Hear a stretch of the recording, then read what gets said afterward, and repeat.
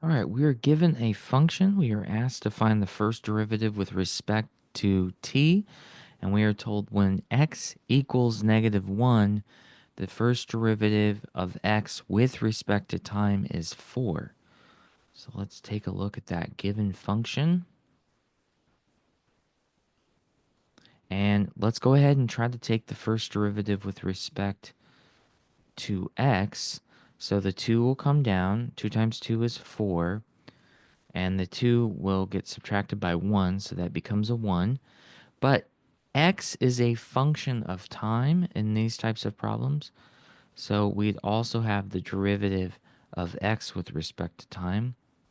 And then over here, the derivative of 3x in this case would be 3, but times the derivative of x itself.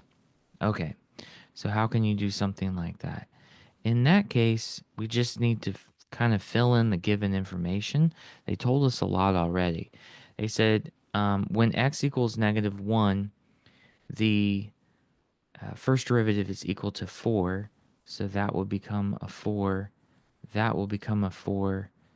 And this will become a -1. Okay. So y prime is then 4 times -1 times 4 plus 3 times 4. All right, let's see what happens.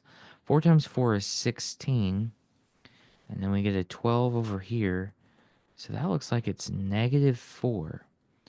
That would be y prime when x equals -1. All right, not so bad, not so bad.